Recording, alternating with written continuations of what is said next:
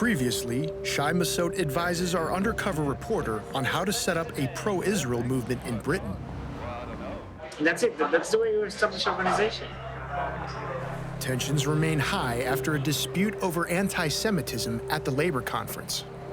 I saw Jackie walk on Saturday and thought, you know what, I could take her. She's like 5'2" and tiny. Whoa. Oh my gosh. Well, that says it all. In part 3 of The Lobby, our undercover finds himself at the center of a scandal as he secretly records events described by the media as anti-Semitic acts. For the first time, the other side of the story.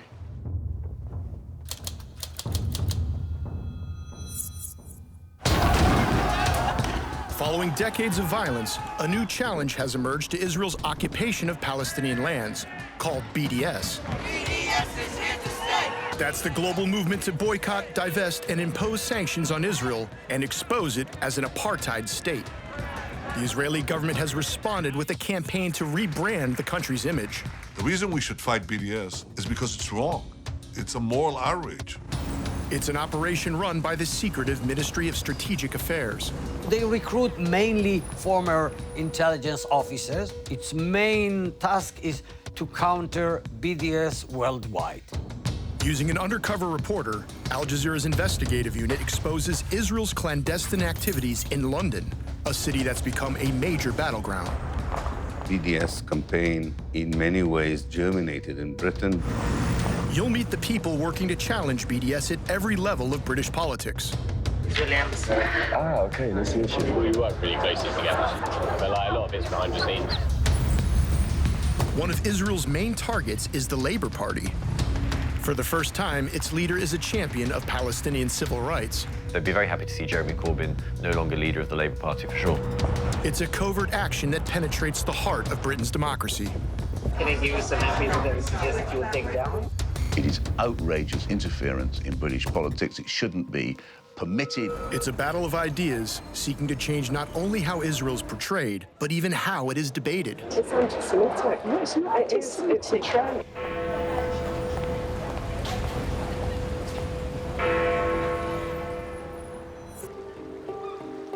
The Labour Party is holding its annual conference in Liverpool.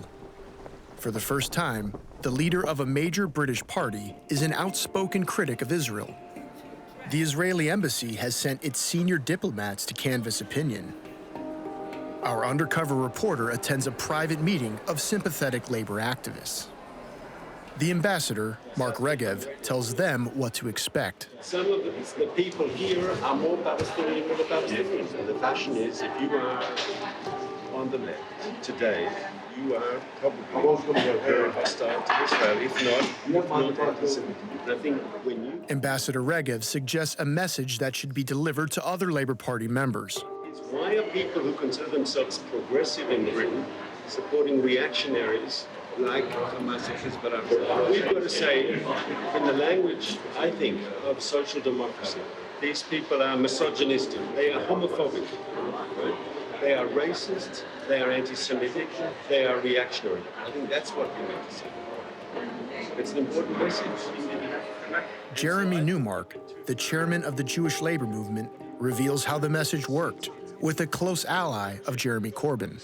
Just to get Clive Lewis as one of Corbyn's key lieutenants onto an openly Zionist JLM platform took a lot of heavy lifting. Clive Lewis, MP for Norwich South. Look, it's a real pleasure to have been invited here tonight. I've known Jeremy for over 20 years, since my time working with the Jewish... Lewis's decision to condemn anti-Semitism at a JLM event was viewed as a tactical victory for the faction inside Labour that opposes Jeremy Corbyn. Corbyn is the party's first openly pro-Palestinian leader. The faction that supports him is called Momentum. We already have actually intelligence that from the Momentum political directors meeting last night, they passed a vote of censure in Clive Lewis just for coming to our meeting in Sweden. At the time, Jackie Walker was Momentum's vice chair. She believes that reports of a crisis of anti-Semitism were a consequence of the same ruthless party infighting. Some of us would say it was mostly a constructed crisis for political ends. I would say, there is a crisis of the way that anti-Semitism is being manipulated and being used by certain parts of not just the Labour Party, but other parties and the media to discredit Jeremy Corbyn and a number of his supporters. I mean, let's disagree politically.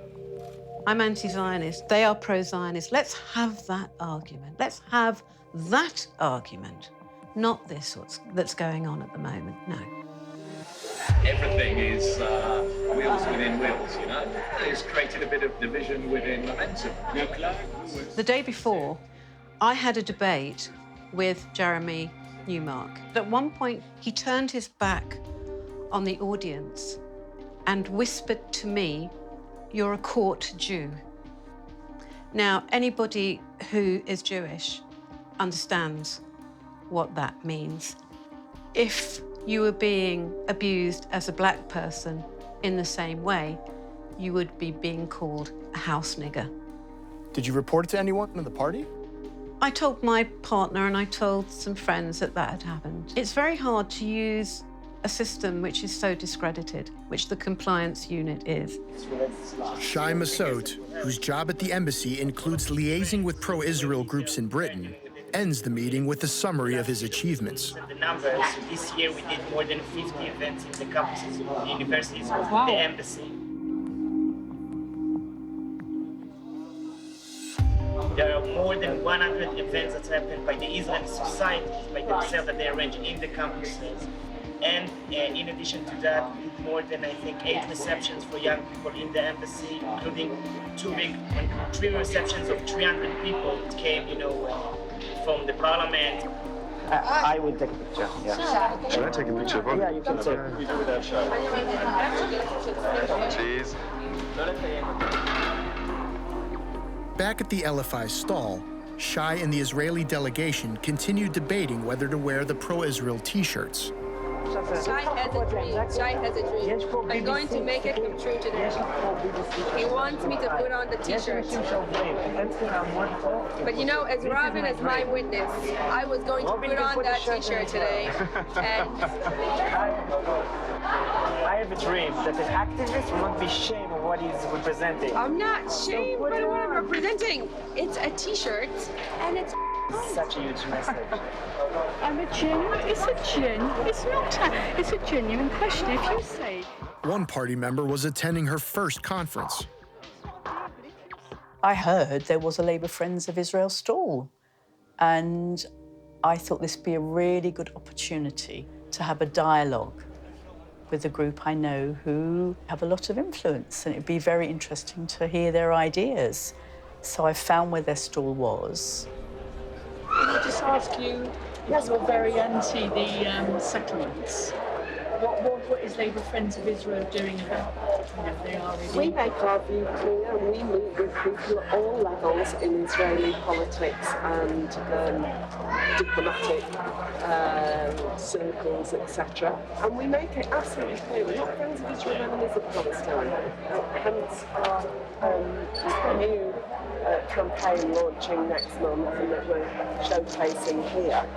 We believe in a two-state solution in coexistence and self-determination for both peoples, and that's really... How will that come about, do you think?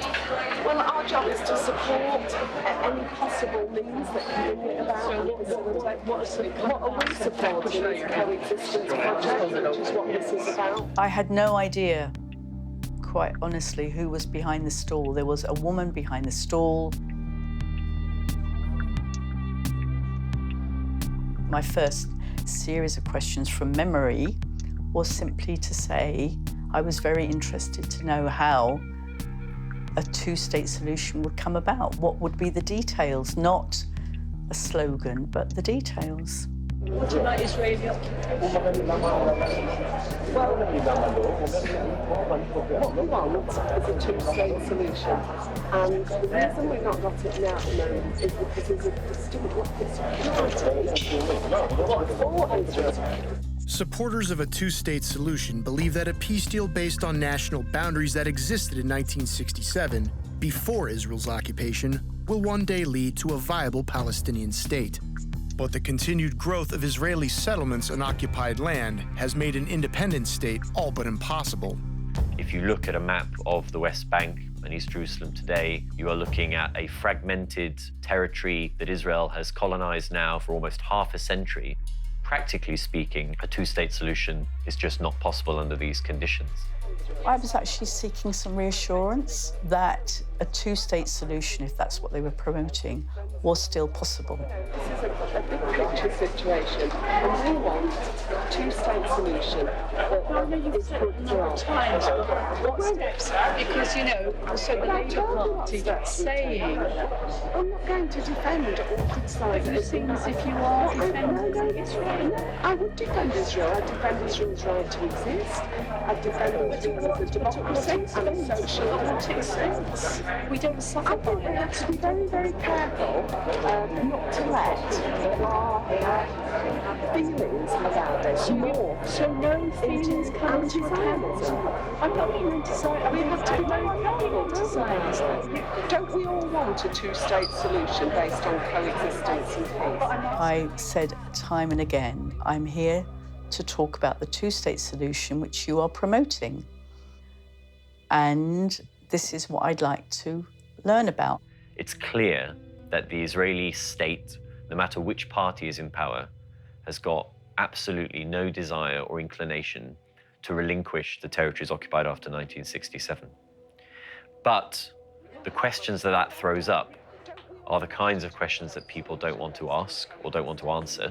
I'm asking you how you are bringing about. And we make I don't know what I think. Anyone who supports Israel has to ask himself or herself the following question.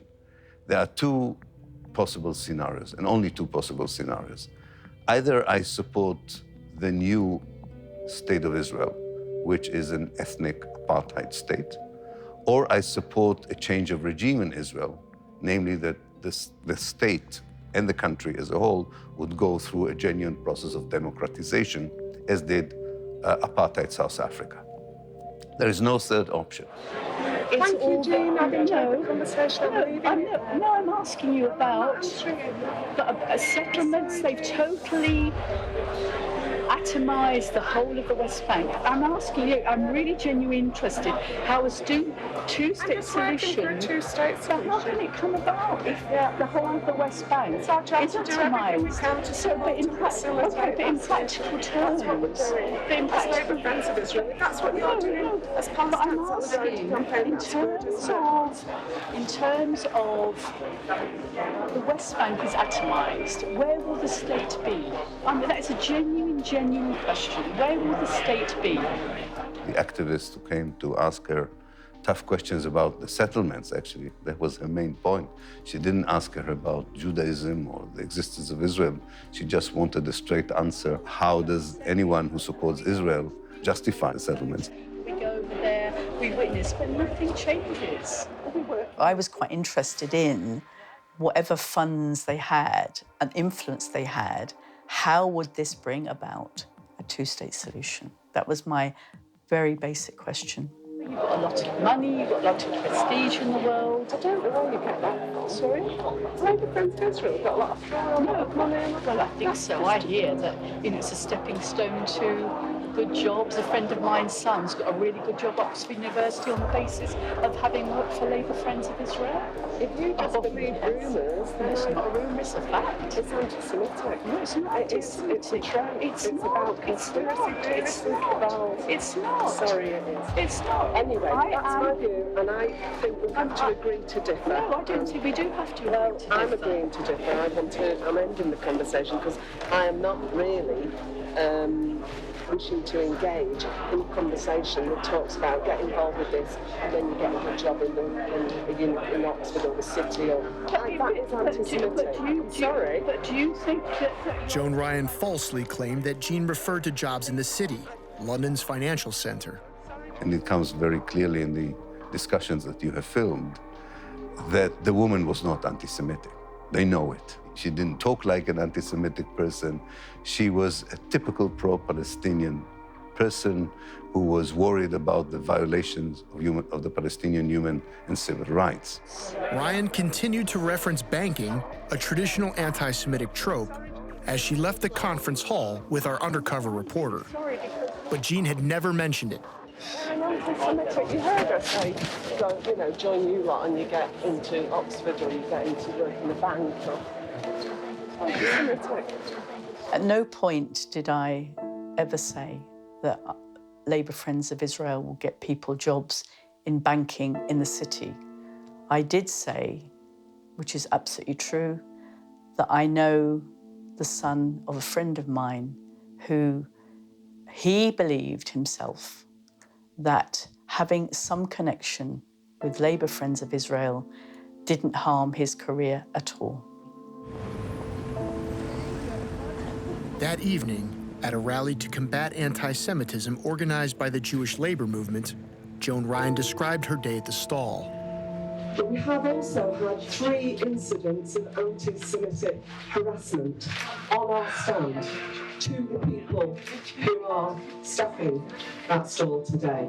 And that, I think, tells you something about why we need to be having this against anti-Semitism rally. By the following day, word had spread about Jean's exchange at the LFI stall.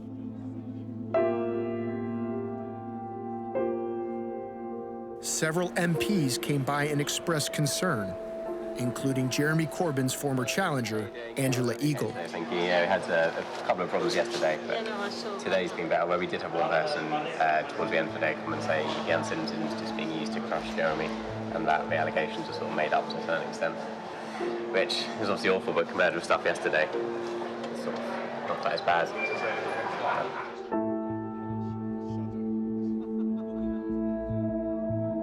Some of that sort of stuff is now becoming normalised, sort of less shocked about that than I was about that happened yesterday. I know, tell me about it. How are you anyway? You okay? I'm absolutely loving it.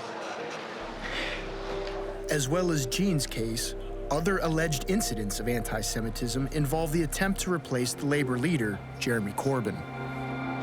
Another prominent Corbyn opponent arrives at the stall and hugs Jennifer Gerber, the director of the LFI. Labour MP Shuka Umana asks for an update on the anti-Semitic incidents. What exactly happened?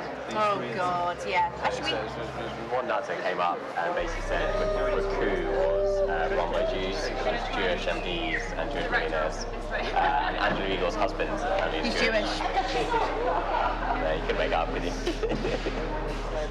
we reported it. And so that was incident 1. What were the other 2? Joan, Joan dealt with the other incidents. Right. The other incidents yesterday. I reported that incident. That woman. She took a video of me then. Joan Ryan, Labour Friends of Israel, working away while answering questions. Sorry. They didn't show any of the bits where you're being anti-Semitic. That's obviously come to an end. So I've made formal complaints. I am very shocked about the way she described my words to other people.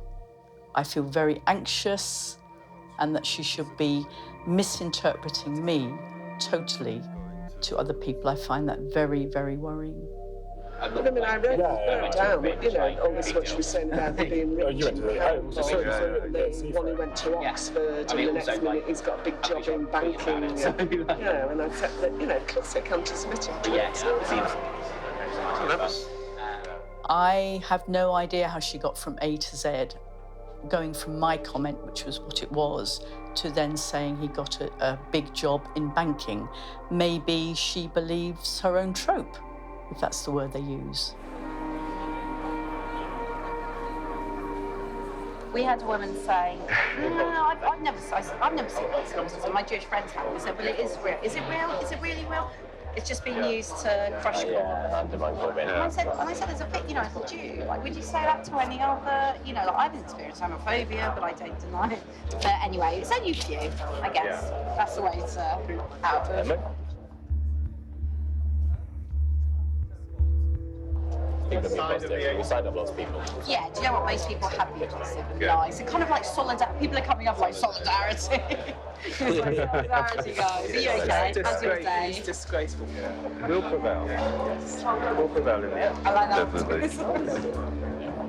It's in a way pathetic, but it's also worrying how such a pathetic evidence can, and we know, can be used to intimidate Jeremy Corbyn into establishing an inquiry commission, in making daily confessions that he's not anti-Semitic, and so on. That is, I think, going to be the defining narrative, actually, now, which is anti-Semitism.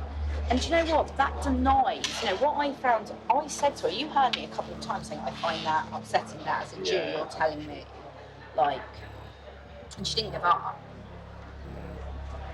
Yes.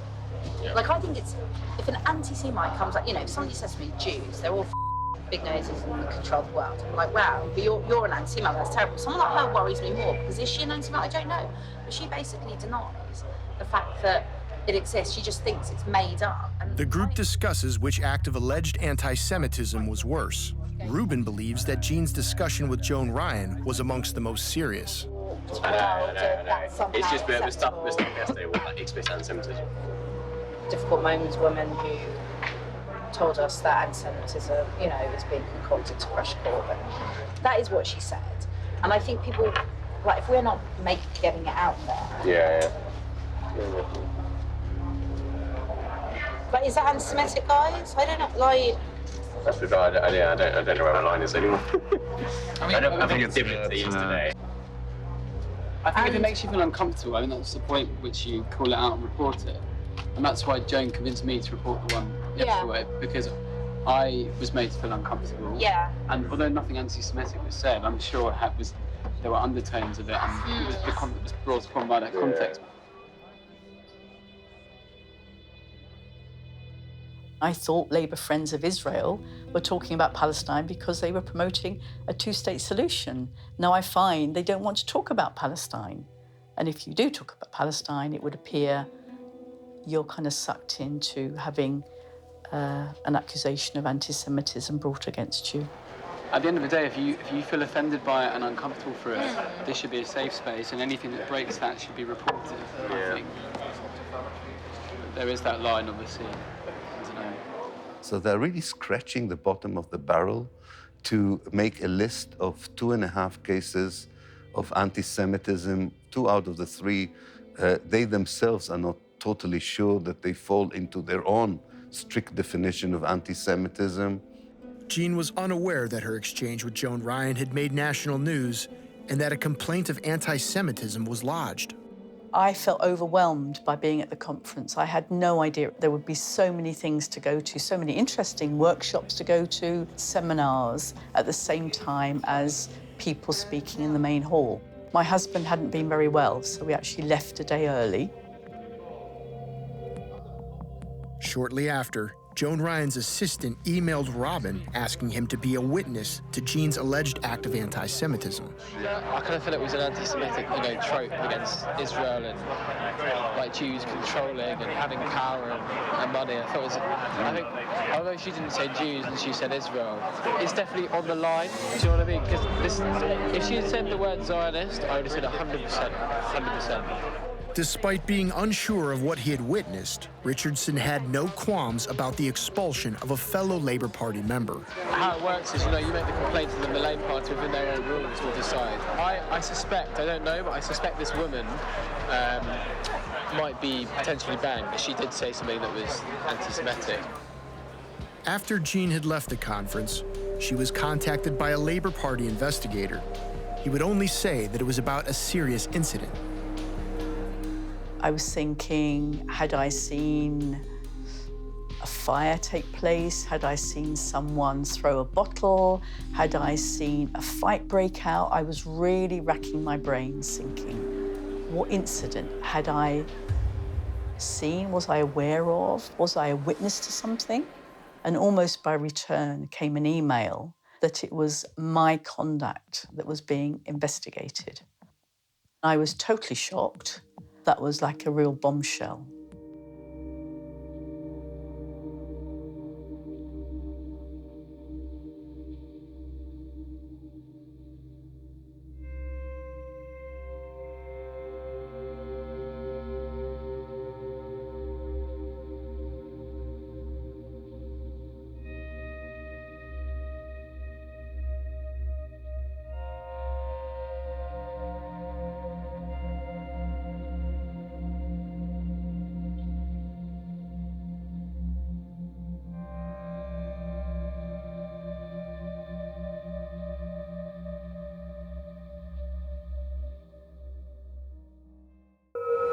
In part 4, the senior political officer at the Israeli embassy wants a private word with our undercover reporter. I wanted to speak with you. Let's do it actually over a coffee, but yeah, just let's do it on the way to the event. Okay, whatever you like. There seems to be a problem. I can give you an idea, but you need to approach them independently. Do you understand? And when does lobbying become espionage? Can I give you some epizoda that you suggest that you will take down? Well, you know, if you look hard enough, I'm sure that there is something that they're trying to hide. It strikes me that this is the sort of job which the intelligence services should do, to have a good look at what's going on.